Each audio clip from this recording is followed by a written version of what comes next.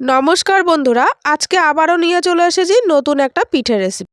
আজ বানিয়ে দেখাবো নরম তুলতুলে আর ফুলকো ফুলকো চিতই পিঠা বা সরা পিঠা। গ্যাসের চুলায় কিভাবে এরকম পিঠে হবে, সঙ্গে রয়েছে কিছু টিপস, আর টিপসগুলো ফলো করলে নরম তুলতুলে আর ফুলকো পিঠে হতে বাধ্য। আমি এখন নিয়ে নিয়েছি বড় সাইজের একটা গামলা বলতে পারো, আর তার মধ্যে এরকম মাপ করা এক বাটি চালের গুঁড়ো নিলাম, আর পরে আরও হাফ বাটি দিয়ে দিলাম। মোট 1.5 বাটি আমি এখানে চালের গুঁড়োর মধ্যে হাফ বাটি ময়দা মিশিয়ে নিচ্ছি। ময়দাটা মেশানোর জন্য এখানে পিঠেটা কিন্তু খুবই নরম হবে। আর দিয়ে দিলাম স্বাদ মতো লবণ। লবণটা একটু হাত দিয়ে মিশিয়ে নিচ্ছি এভাবে। এখন ব্যাটারটা রেডি করে নেওয়ার পালা। এখন দিয়ে দিচ্ছি উষ্ণ গরম জল। এর মধ্যে দিয়ে আমি এভাবে অল্প অল্প করে জল দিয়ে এভাবে মাখতে থাকবো। এই পিঠেটা বানানোর জন্য কিন্তু হাত দিয়ে মাখাটা খুবই জরুরি। অল্প অল্প করে জল দেব আর এভাবে মাখতেই থাকবো। এখানে বেশি গরম জল ব্যবহার করা যাবে না, তাহলে চালের গুঁড়োটা দলা হয়ে যেতে পারে।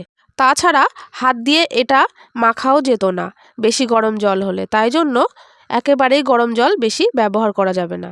এভাবে অল্প অল্প করে উষ্ণ গরম জল দিয়ে আমি এভাবে নরম করে মেখে মেখে নিচ্ছি। আপনারা দেখলে বুঝতে পারবেন। এভাবেই আপনারা বাড়িতে তৈরি করলে এভাবেই করার চেষ্টা করবেন, তাহলে কিন্তু পিঠেটা খুব সুন্দর হবে। মাখতে মাখতে দেখতে পাচ্ছেন একটা সুন্দর ব্যাটার তৈরি হয়ে গেছে। এরকম থিকনেসের একটা ব্যাটার আমি রেডি করে নিয়েছি। আপনাদের একটু চামচ দিয়ে তুলে একটু দেখিয়ে দিচ্ছি কীরকম থিকনেস হয়েছে, আর ঘনত্বটা কতটা সেটাও কিন্তু এরকম করে দেখিয়ে দিলাম। এখন আমি 15 মিনিটের জন্য ঢাকা দিয়ে রাখবো। আর 15 মিনিট পর বেশ ব্যাটারটা ফুলেও উঠেছে আর একটু ঘন হয়ে এসেছে। এখন প্রয়োজন মতো আমি আরেকটু জল মিশিয়ে নেব। তার আগে আমি কিছু নারকেল কুড়িয়ে রেখেছিলাম, সেই নারকেল কোড়াটা মিশিয়ে নিলাম। এভাবে নারকেল কোড়াটা আমি একটা চামচ দিয়ে এভাবে ঘুরিয়ে ঘুরিয়ে খুব সুন্দরভাবে মিশিয়ে নেব, যেন নারকেল কোড়ার কোনো দলা মতো না থাকে। আপনারা চাইলে নারকেল কোড়া ছাড়াও এটা বানাতে পারেন, কিন্তু নারকেল কোড়া দিলে বেশি টেস্ট হয়। ব্যাটারের ঘনত্বটা একটু বেশি হওয়ার জন্য আমি অল্প করে একটু আবারও গরম জল মিশিয়ে একটু পাতলা করে নিয়েছি। আর এখন আমি একটা বাদ দেয়া রুটি জালি বসিয়ে দিয়ে তার উপরে কিন্তু আমি পিঠের ছাঁচটা বসিয়ে দিয়েছি। বেশ ভালো করে গরম হয়ে যাওয়ার পরে প্রায় 5 থেকে 7 মিনিট আমি এটা গরম করে নিয়েছি ভালোভাবে গ্যাসের ওপরে রেখে।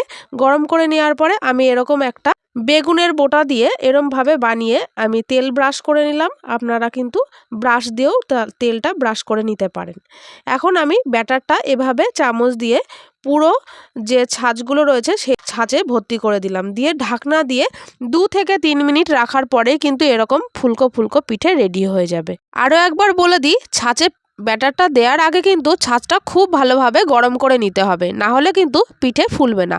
আর এই পিঠেটা বানানোর সময় প্রথম 1 মিনিট ফুল ফ্লেমে থাকবে গ্যাসের ফ্লেমটা, আর পরের 2 মিনিট মিডিয়াম ফ্লেমে থাকবে।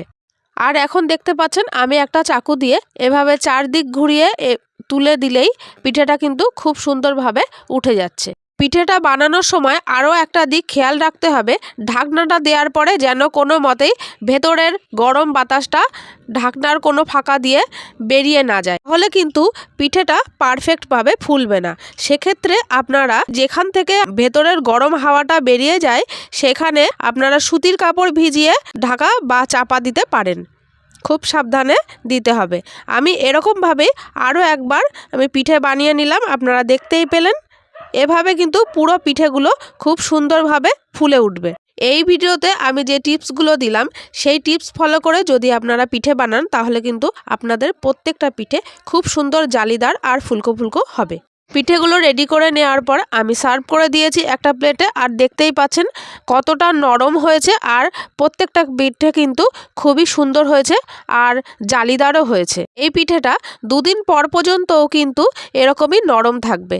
গরম গরম এই পিঠেটা খাওয়ার মজাই আলাদা, তার সঙ্গে যদি এরকম ঝোলা গুড় থাকে। দেখতেই পাচ্ছেন ভেতরটা কত সুন্দর হয়েছে। একটু গুড়ে চুবিয়ে মুখে দিলে যেন স্বর্গ মনে হয়। তাহলে বন্ধুরা, আজকের ভিডিওটা এই পর্যন্ত। ভিডিওটা যদি ভালো লেগে থাকে তাহলে লাইক, শেয়ার, কমেন্ট করে আমার চ্যানেলের পাশে থাকবেন। ধন্যবাদ।